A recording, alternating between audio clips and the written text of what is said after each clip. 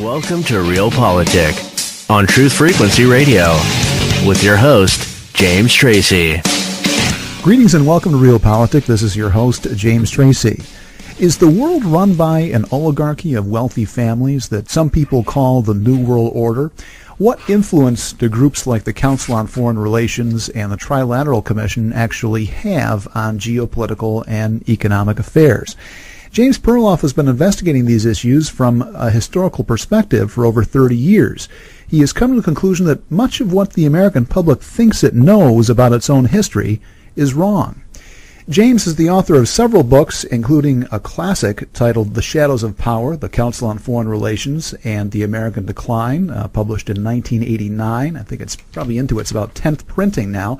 And most recently, Truth is a Lonely Warrior, Unmasking the Forces Behind Global Destruction, available at Amazon.com. He is also a regular contributor at The New American.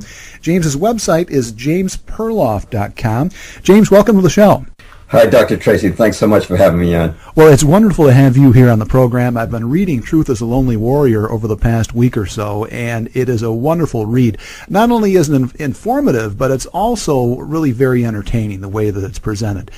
You want to provide an overview of the first several chapters of that book for listeners? Yeah, I start out the book, the first chapter is called Six Wars. It deals with 6 false flags and deceptions that brought us into wars, beginning with the sinking of the Maine, then moving on to the Lusitania.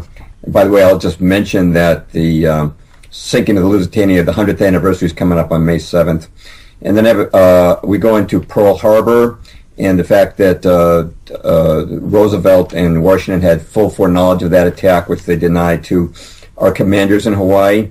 Then the artificially created Korean War, which was used to validate the newly created UN, and then Tonkin Gulf and the Vietnam War, and finally, in this book, of course, you could discuss many Middle Eastern wars at this point, but in particular, I focused in the book on the Iraq War and no weapons of mass destruction. And then Chapter 2, I asked, well, why do we have these continuing deceptions? And it's because we have the same oligarchy that's been running America for many years. And actually, if you don't mind, I want to get a quote just to drive home the reality of this.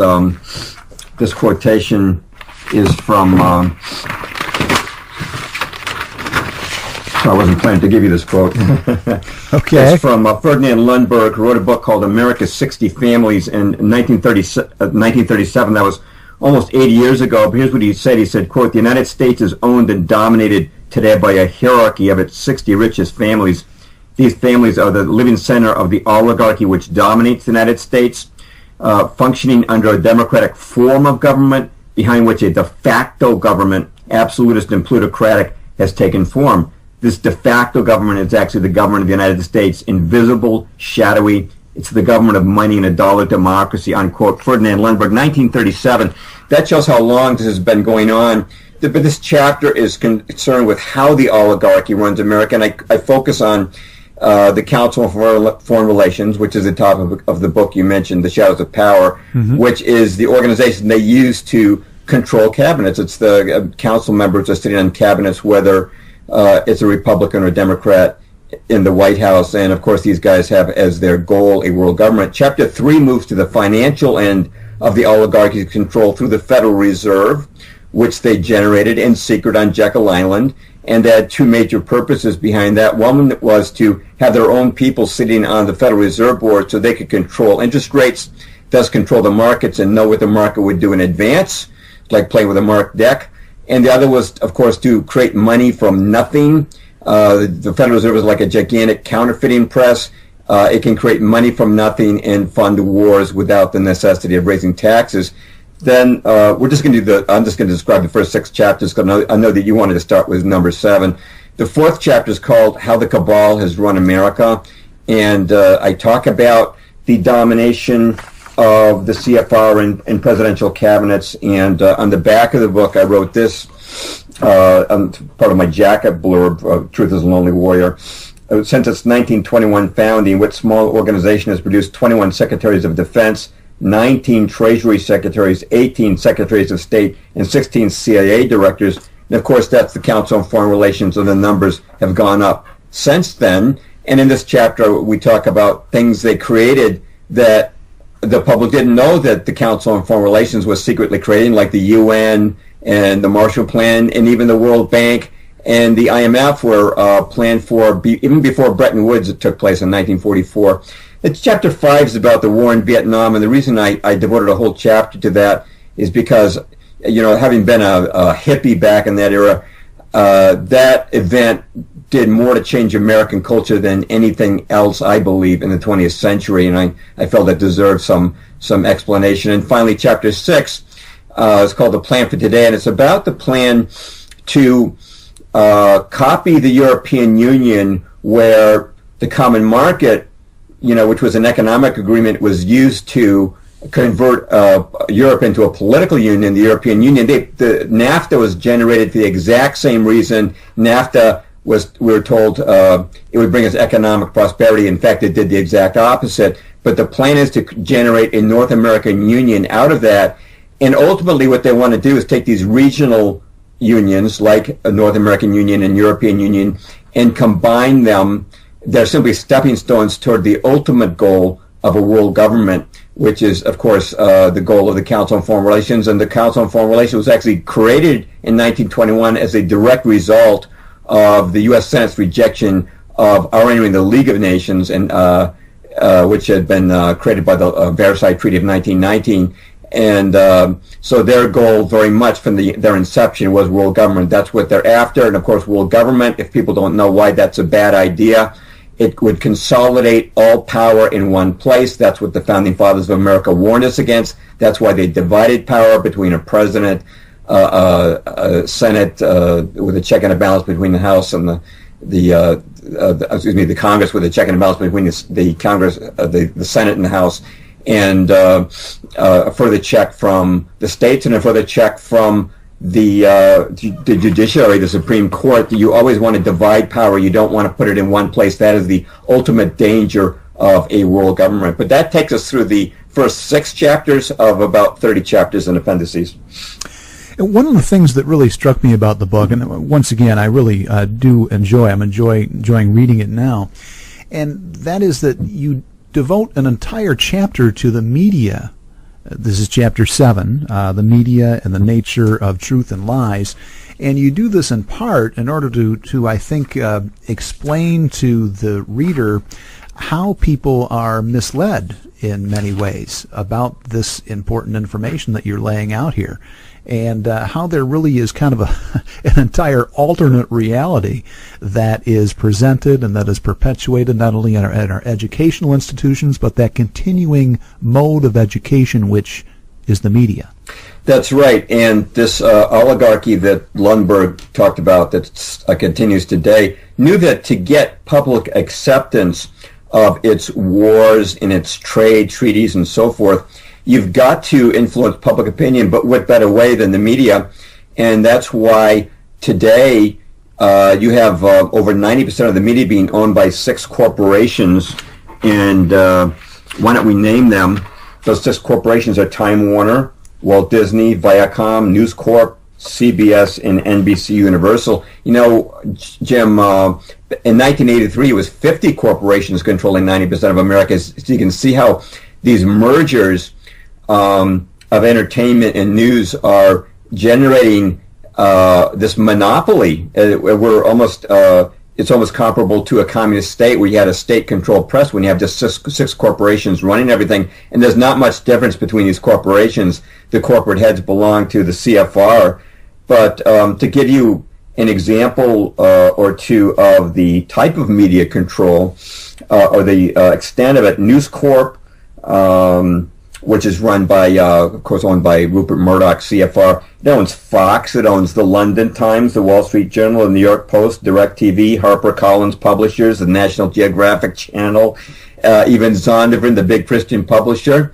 Or if you move over to Time Warner, they own Time Magazine, of course, and CNN, and they owned HBO until the recent spin-off, and Turner Broadcasting, TNT, TBS, even the Cartoon Network, Sports Illustrated, Fortune magazine, Money magazine, People magazine, just go on and on. And so people have the illusion that because we have so many different journals and cable TV stations that there's diversity. But as I like to point out, it's the boss who calls the shots. Right. And since these TV stations and journals and movie studios have the same owner, they cannot step outside the line. In fact, I was a guest on one alternative media network, and the host of that particular radio show told me he used to work for one of these big 50,000 watt radio stations, and he had a talk show, and one day he did a show on 911, and then he was called into the office and said, "You never talk about 911 on this station again." That's why he left, went into alternative media. But it's right, anybody can investigate this very easily, and I have a blog post on my website called "A Century of Mainstream Media Lies," which demonstrates how the media has in fact been used to give the public false illusions that have led us into wars and other negative developments. And I was looking through the Shadows of Power today in preparation for this show, and along the lines of the mass media, you explain in that book how the John Birch Society, which is an organization that you've been involved with for quite some time, has been maligned in the public sphere and in the public realm really since its founding back in the 1950s. Well, that's correct, and they were maligned in the same way as the truth movement today. I should just to clarify, I have not written anything for the New American, which is the John Birch Society's journal, since 2012. Okay. But yes, they were attacked in the same. They were really the original truth movement. Back in the 70s when I joined them, they were already talking about the Council on Foreign Relations and the Federal Reserve, and really there was no other mass organization that was doing that. And of course they were labeled, very typical, called them Nazis, racist, when in fact they weren't that at all. I can guarantee you they never mentioned Zionism, and that's actually one reason why I've been taking off and writing more on my own, because I realize there are issues with Zionism. But they were labeled Nazi, complete falsehood, complete smear, incorrectly so many times. I think they just don't want to step into that arena because it might tend to validate those old smears. But they were the alternative media choice for a lot of people. There weren't too many others. Back when I was a kid in the 60s, growing up in the Boston area, I still live in the Boston area, if you wanted to get news, very limited choices. You could either read the Boston Globe or the Boston Herald. The Globe represented basically the Democratic Party point of view, and the Herald represented the Republican point of view. Or you could watch the three TV networks, CBS, NBC, and ABC. And beyond that, what could you do? If you went to the public library, looked up Federal Reserve, you would not find Eustace Mullen's book there. Ed J. Griffin had not written his book yet. And so all you'd read was what the World Book Encyclopedia had to say about the Federal Reserve, what the government wanted you to know. And unless you happen to know somebody in the Birch Society or one of the other maybe very few alternative groups back then, there's no internet. You had no way of finding out the truth. And that's one of the advantages we have today, is with shows like this and with the internet, we can all interconnect and communicate. And so many people have learned the truth as a result of this modern technology. There's the perception, nevertheless, among, I think, a majority of the public, that if they read the New York Times and maybe if they watch CNN for 20 minutes a day and then maybe MSNBC and read Time magazine, there is, again, the perception that they are getting some sort of balance because one holds check against the other. And this is something that you point out in Chapter 7 as well. When that, in fact, is not the case, the people in the Soviet Union were probably more free in many respects because they realized that what Pravda was printing were lies, and they had to read between the lines to find out what was going on. That's right. Because we have a constitution that says we have a free press, we have this false sense of security. And yes, there was a commentator during the Cold War that said the Russians were less brainwashed because they didn't believe their media, but we did believe ours. Yeah, and also concerning the John Birch Society, I recall the great conspiracy researcher Mae Brussel, who repeatedly used material that was published by John Birch. I think American Opinion, and then the New American. I think it was called American Opinion then. Correct. But she would be called out as being, well, you're liberal, you're leftist, what have you, and she'd say, well, one of my main sources, and I think one of the best sources for analysis for deep events and what have you is the John Birch Society's American Opinion magazine. That's right. Even liberals, that's true, sometimes turn to the John Birch Society because they know the John Birch Society was criticizing these big corporations, the big banksters, which a lot of liberals also perceived as the bad guys. We talked about Chapter 5, I believe, in Truth is a Lonely Warrior about Vietnam, and you emphasized that Vietnam is really the most important era in terms of the transformation of American culture and society. You also lived through that period, and you have a biographical statement on your website, jamesperloff.com, how you were at that time kind of a hippie, leftist, liberal, and you had a different orientation towards the world. Yeah, that's correct. I spent time in Cambridge, Mass, the summer of 70 when it was really at its height. That was the year of Kent State and the students striking on college campuses, and the anti-war movement kind of reached a crescendo. But looking back, as I matured and learned more, I realized how much the establishment was behind it. They were dragging out that war, I believe 14 years. I put it at 61 to 75. Unnecessarily, it was a winnable war, but what was called the rules of engagement, which weren't declassified until 1985, made it really impossible to win the war. These were not the same rules we played under in World War II. World War II, we did not say you couldn't bomb an enemy fighter if it was on the ground and not up in the air showing hostile intent. We didn't have anything that said you could. Well, there were no missile launchers, anti-ballistic missile launchers in World War II, but Vietnam, you couldn't attack an anti-ballistic missile launcher unless it was fully operational. These ridiculous rules, and but there was a whole dynamic to that I did not understand, which was that the establishment, which had gotten us into the war through a lot of machinations going back to 1945 when the OSS trained and armed Ho Chi Minh's men, but the establishment was actually very much behind the whole hippie movement, and a book that I've read since writing Truth is a Lonely Warrior, this kind of fleshed this infamy. I don't know if you're familiar with Dave McGowan in his book that's called Weird Scenes in the Canyon. Have you heard of him? Yeah, Okay. Yeah. Have you read his book? I've read portions of it. I'm familiar with the argument, yes. Yeah. Well, he points out that just as Dr. John Coleman from MI6 said the Beatles were a creation of British intelligence, McGowan, of course, points out that these hippie groups, music groups I'm talking about, were actually generated by the establishment, and these Laurel Canyon is a neighborhood in Los Angeles. They all lived near each other, the Beach Boys and the Monkees and Buffalo Springfield and these various other groups, the Mamas and the Papas, and they all had ties to the military. And the Doors' Jim Morrison was actually the son of Admiral George Morrison, who was the commander in Tonkin Gulf at the time of the Tonkin Gulf incident. Right. And the Doors came out of nowhere. They'd never been in a band before, none of them.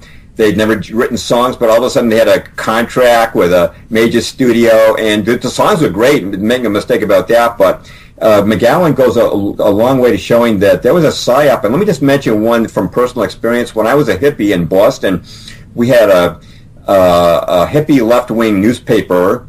The hippies thought this was the alternative media. It was called the Boston Phoenix. Well, the Phoenix eventually merged with a more commercial newspaper called Boston After Dark, and the hippies on the staff of the Phoenix were outraged, and they formed their own paper called the Real Paper. It was supposed to be the real hippie newspaper. This is the real left-wing newspaper. Well, you know who the owner and publisher of the Real Paper was?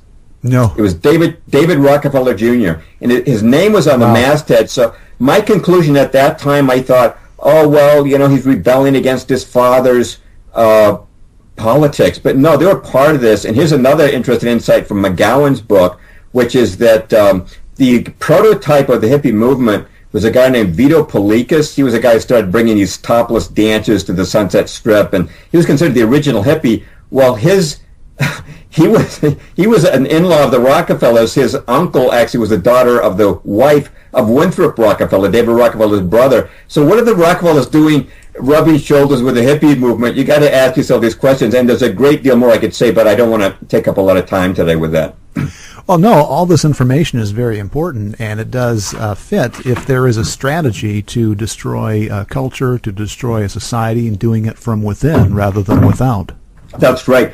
Well, let me just give you a quote from my chapter on Vietnam in Truth is a Lonely Warrior. This is from Jerry Kirk, who was a former member of the Communist Party in SDS, the Students for a Democratic Society, said this, quote, "Young people have no conception of the conspiracy strategy of pressure from above and pressure from below." By above, he means the rich guys, and below from the street revolutionaries. Continuing the quote, he says, "They have no idea that they're playing into the hands of the establishment they claim to hate. The radicals think they're fighting the forces of the super rich like Rockefeller and Ford, and they don't realize it is precisely such forces which are behind their own revolution, financing it and using it for their own purposes," unquote. And this is how you sort of came to realize what was actually going on, at least from your perspective. You remark in your biographical statement on your website how you happened to encounter a young woman who was reading a copy of Gary Allen's book, None Dare Call a Conspiracy. That's correct, and that was 1978. Mm-hmm. And, I had a phenomenon occur, which I have to say, Dr. Tracy, only occurs to me about once every 10 years.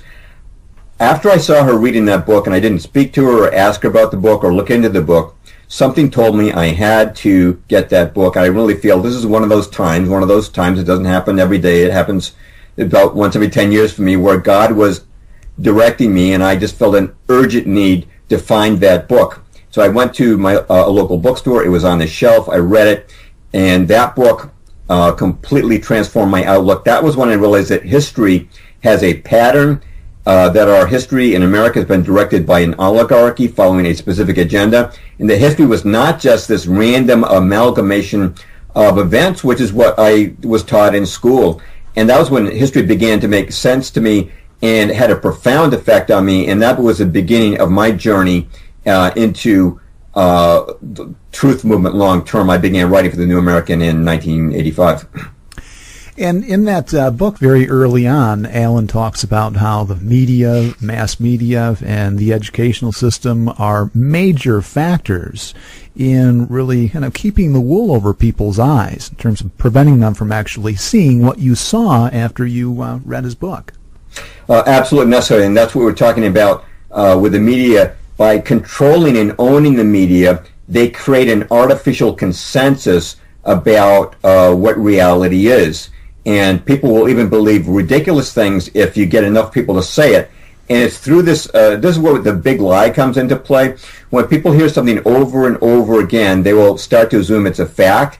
And that's what the advantages of them controlling these hundreds of or thousands of media outlets. People hear the same thing on CNN that they read in Time magazine or the other major media stations. And so they'll assume that must be a fact because they think that these media outlets are acting as a counter check on each other, when in fact you'll notice that these days they never disagree with each other in any major way, a significant way. That's absolutely true. We're speaking with James Perloff, jamesperloff.com, the author of the book Truth is a Lonely Warrior, available at amazon.com. James, we just have a couple of minutes left here in this the first half of the show, and I wanted to talk about a few more of the chapters kind of midway through the book. So, for example, the destruction of nations. Perhaps we could begin that discussion anyway, and then we can continue it on the other half of on the other side of the break. Right. Well, the Council on Foreign Relations and their allied groups overseas do seek a world government. We're talking about how they want to turn these regional governments gradually into a world government. That's their end game. But to do that, you have to destroy the sovereignty of nations. And therefore, one of the mechanisms of use for that I mentioned here is immigration. And I just want to point out that from their viewpoint, I'm not anti-immigration, let me make that clear. Right. But from their viewpoint, mass transmigrations of populations confuse national identity. Let me explain what I'm talking about. Like France, traditionally we would think of France as the French people, French culture, French cuisine, the French language. But you've had millions of Muslims from Africa move into France who don't identify with French culture, don't necessarily feel loyalty to the French flag. And we had this situation in 2005 where there were these massive fires all across France. They couldn't be controlled.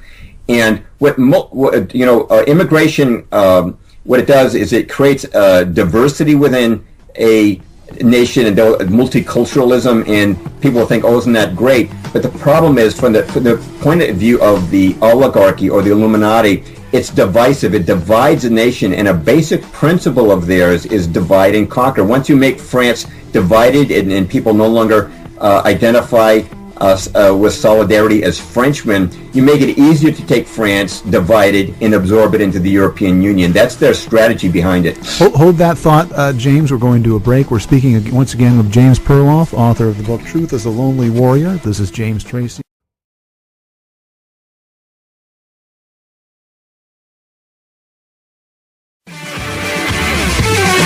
Greetings and welcome back to Real Politic. This is James Tracy here on Truth Frequency Radio, truthfrequencyradio.com. We're speaking with author James Perloff on his latest book, Truth is a Lonely Warrior. James's website is jamesperloff.com.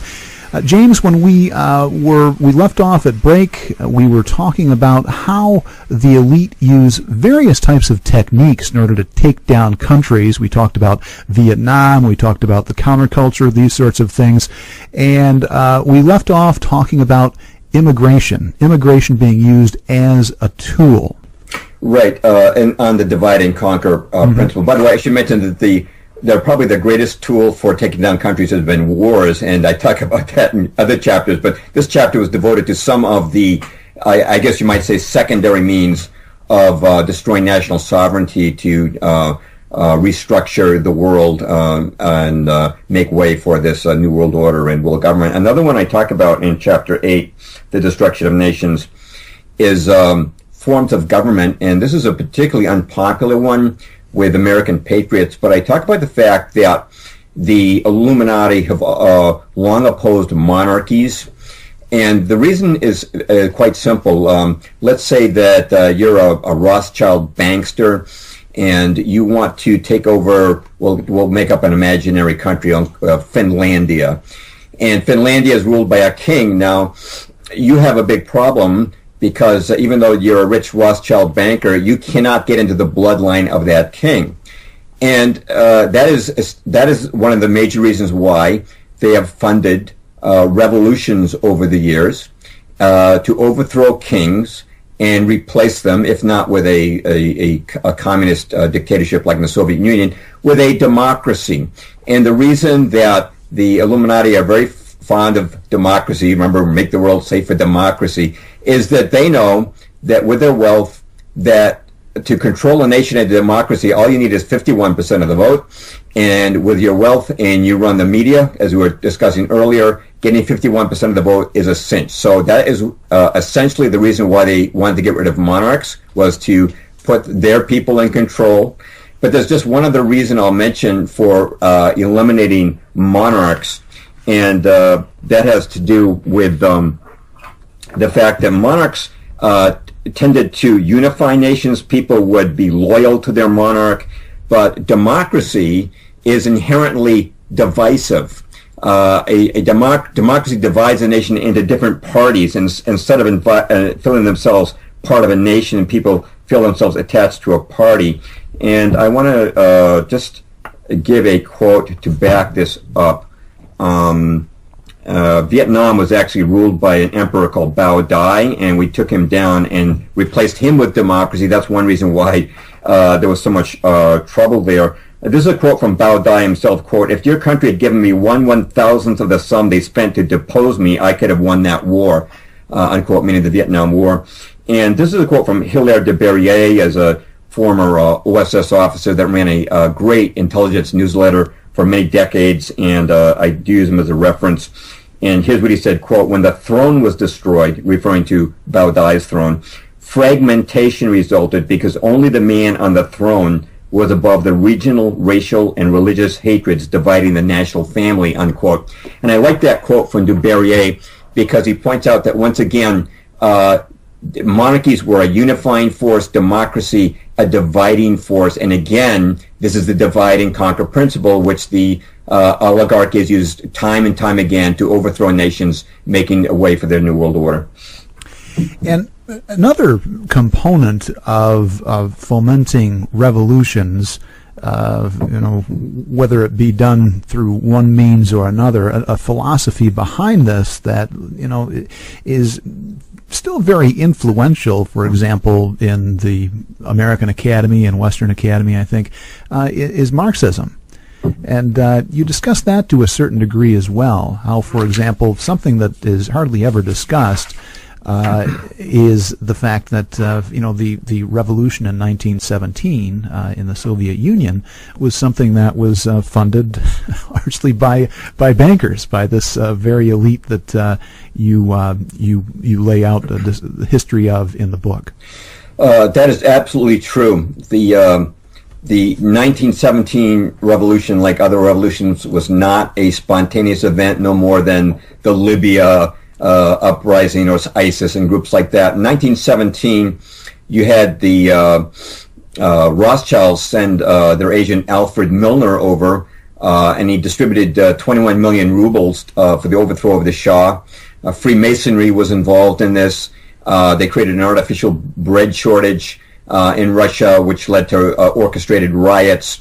And as far as Trotsky and Lenin go, Trotsky was sent into Russia in 1917. He wasn't even there when the Tsar abdicated. He was sent from New York City by Jacob Schiff, head of Kuhn-Loeb Company, which was the Rothschild's banking satellite in America, with $20 million in gold.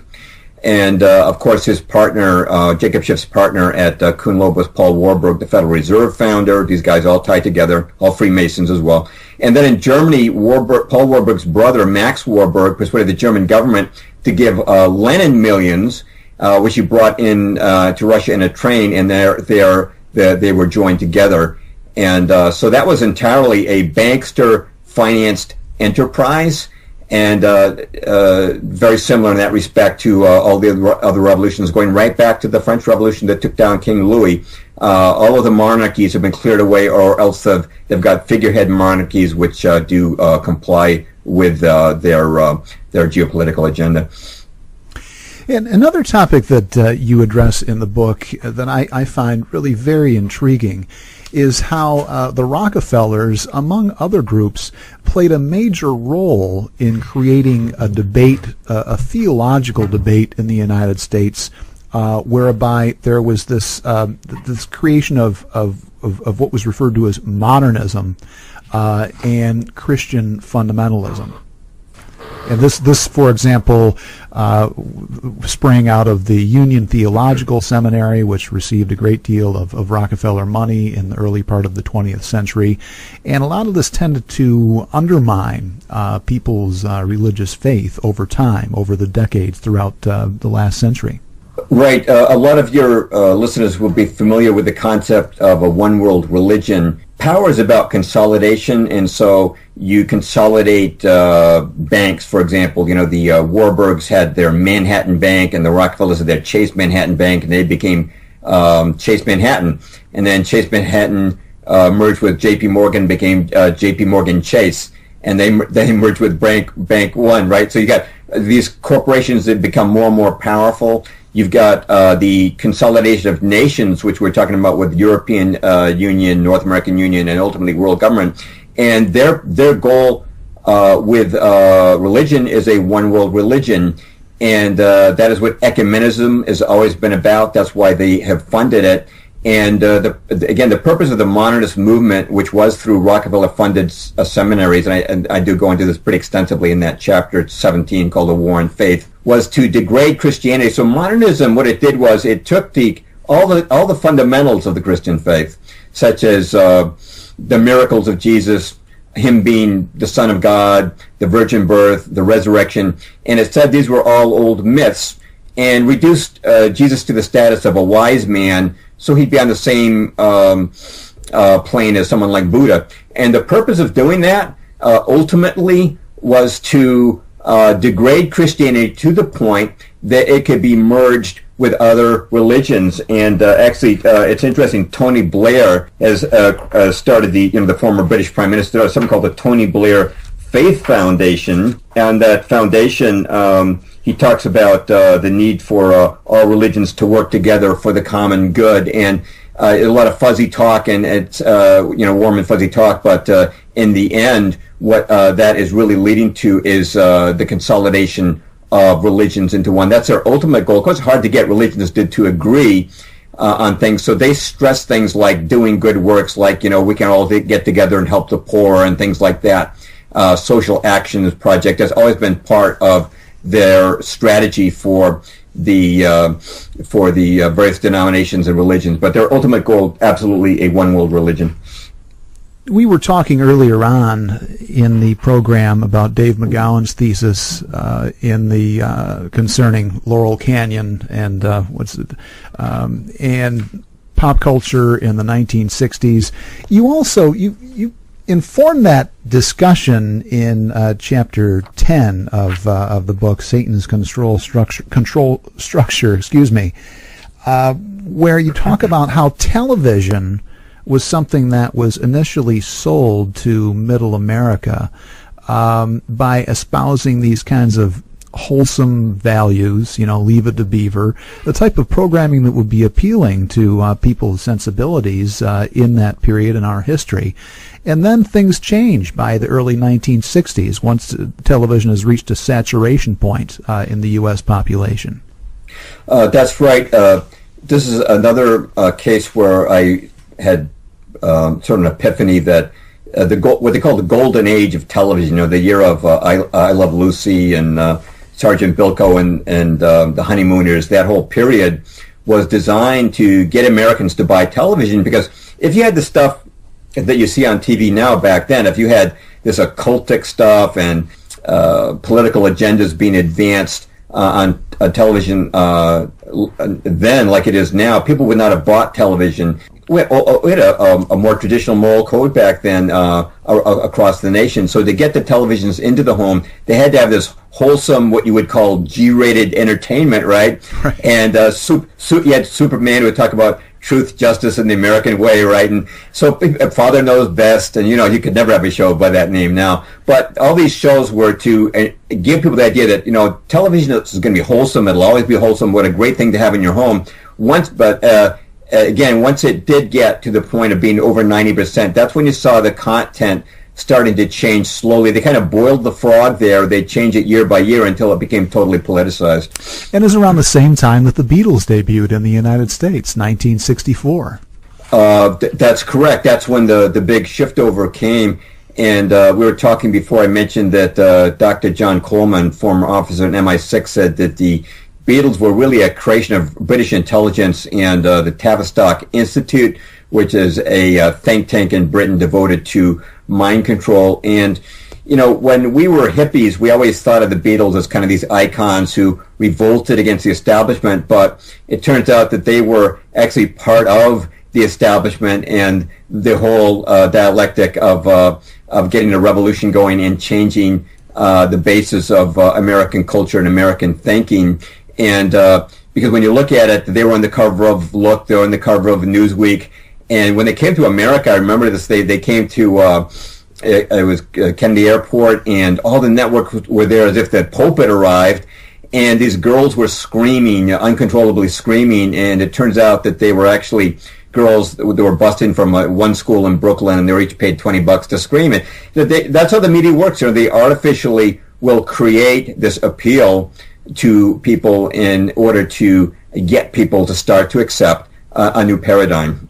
But then following that, then everyone was screaming at their concerts thereafter. They performed, from 64 through 66. I think their last outing was in 1966 at Shea Stadium. But you had people kind of mimicking that behavior that had begun there at their landing at the airport in 1964. Yes, well, I grew my hair long, and most American young men started growing their hair long. That was really an emulation of what the Beatles were doing, and that was also part of sweeping us down that road towards becoming the hippie Marxist revolution. I think that the screaming girl thing was to make guys think that that's the kind of guy that a girl wants is a long-haired, dope-smoking revolutionary. Right, exactly. But they actually stopped that screaming girl routine later on with the Beatles. He didn't see that as the hippie era progressed, as far as they were concerned. Yeah. We were speaking a moment ago about religion, and there's a chapter that you have in the book as well, chapter 12, on environmentalism. And environmentalism, in and of itself, has become something of a secular religion in the United States and in the West. And one thing that a great many people probably don't realize is there's a huge amount of money by wealthy interests, corporate interests, that go into funding the environmental movement. That's correct, and I have an appendix there, and this is material that I have to credit the New American with. They were the ones who published it, but it's a 3-year period, and it shows the Rockefeller Brothers Fund and the Turner Foundation and all the countless millions of dollars that they're poured into many different environmental groups, the World Wildlife Fund and so forth, just countless groups getting countless cash. A lot of people think that environmentalism is a grassroots movement. I think that it actually traces back to the report from Iron Mountain that was a leaked study done by a think tank in 1967, and their job had been specifically this. They were told that war up until now has been the greatest means of getting people to back their government. But with the advent of nuclear weapons, it is conceivable that war may be becoming outdated. Do we need an alternative threat to the species instead of war in order to get the population alarmed? And what they settled on was environmental threats.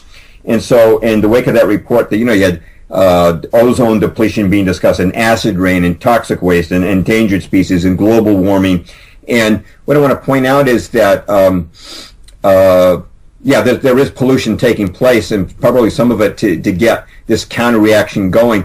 But ultimately, the reason that the oligarchy put so much money, so many billions actually into the environmental movement, is that it's part of the police state. It's part of control. I'm sure many of your listeners have heard of these smart meters where the government can actually monitor how much water you're using or how much electricity you're using, and if you're in violation of your government set limits in your carbon footprint, they could penalize you or even shut off your home thermostat. Yep. And it's all about control. The environmental movement is essentially about control. I'm not saying that there aren't earnest people within the environmental movement, and I'm sure that if you asked any environmentalist if they were in favor of GMOs, they say, "Oh no, I want to go organic." Well, there's a lot of common denominators that I have with people in the environmental movement in that respect. But ultimately, from the viewpoint of the oligarchy, to them, environmentalism is all about establishing controls on the population. And they are, in fact, rationing water now in California through the use of smart meters because of the drought, which may itself have been brought on in part through the geoengineering efforts that, again, that's nothing that's discussed in the mainstream, above-the-board press, but these things are going on. Well, with these massive winters, they're not talking so loudly about global warming, but they are talking about climate change. Right. And it's very clear, I'm sure, again, to many of your listeners, that there's this geoengineering with the chemtrails and HARP, and creating these weather disasters. You can actually keep a moist front out of California and cause a drought, through what they call extremely low frequency ELF waves. You can also keep moisture in California and create flooding if you so desire to do so. Technology has advanced to that point, weather control. And so they can then use the weather control for these environmental pretexts, which become regulating people's lives. And again, that is a part of the police state. I was reviewing your earlier work, The Shadows of Power, today, and one of the individuals you bring up is the great historian Charles Beard, who was one of the few kind of contrarian minds in the 1940s who was actually going to write, he was writing an entirely alternative take on the Roosevelt administration and World War II, and yet he was largely drowned out by historians that were preferred by the likes of the New York Times review of books and what have you, and that were also well funded. I think that overall your project is one involving history and really revising the historiography that has been tremendously influenced by these elite forces. That's right. In fact, here's the quote from Charles Beard, who was president of the American Historical Association. This is 1947 he's writing, quote, "The Rockefeller Foundation and the Council on Foreign Relations intend to prevent a repetition of what they call the debunking campaign following World War I. This means that the Foundation and the Council do not want journalists to examine too closely and criticize too freely the official propaganda relative to our aims and purposes during World War II. In short, they hope that the policies and measures of Franklin D. Roosevelt will escape in the coming years the critical analysis and exposition that befell the policies and measures of Woodrow Wilson after World War I," unquote. And how right he was. And they took that to heart. And I was on Kevin Barrett's show actually talking about this very subject of what happened after that, and how World War II is the one war that everyone thinks is a good war, and that came directly out of this. World War I had been debunked. I mean, people had found out that the Lusitania was a false flag, that the atrocity stories about Belgium were fabricated, that the banksters had defrauded the American public out of $6 billion in armaments that were never delivered. This came out from the Graham Committee of Congress. And they said, we're not going to let that happen, this is World War II. And that's why you've had this endless stream of World War II movies.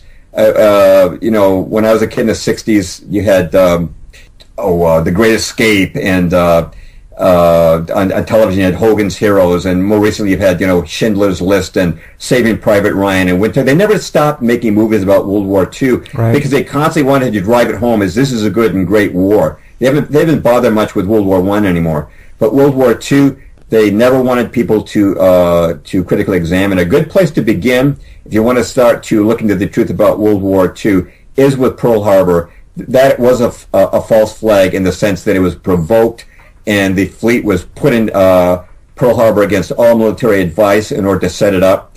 And of course, the attack was foreknown. And people will find an extensive article on that on my website called Pearl Harbor, Roosevelt's 911. It's probably gotten the most responses of any article that I've published so far on my website.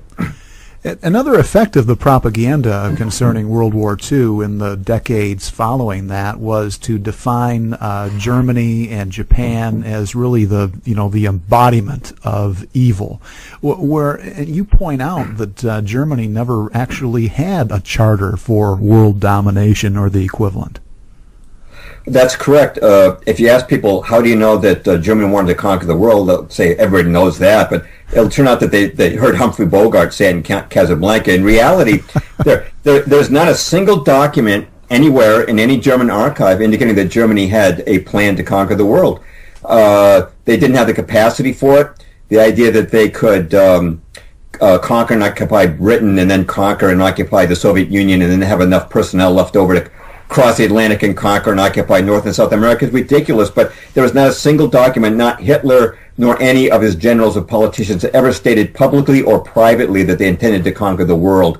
That is entirely an invention of mainstream media in the West. We just have a couple of minutes left, James Perloff, and there's so much more to actually cover. This is a wonderful book, once again, Truth is a Lonely Warrior. You're quick to explain that your paternal lineage was Russian Jewish, to preface your discussion of Zionism. And in your analysis, in part, Judaism, the religion of Judaism, has been used as a tool for fairly nefarious purposes over the years, dating really back to the 9th and 10th centuries. Correct. And I do talk about the Khazarian relationship to the Jewish race. Mm-hmm. And I also talk there, but I talk mostly about Israel, and, that was a wake-up call for me. I was originally... after I came out of my hippiehood and started writing for the New American, I certainly learned the dangers of communism, but it wasn't until years later that I came to realize the dangers of Zionism. And if I can put it in a nutshell, these guys want a world government, and for reasons of their own, they want the capital of this world government to be in Jerusalem, because that is regarded as the world's holiest city. It's holy to Muslims, Christians, and Jews alike.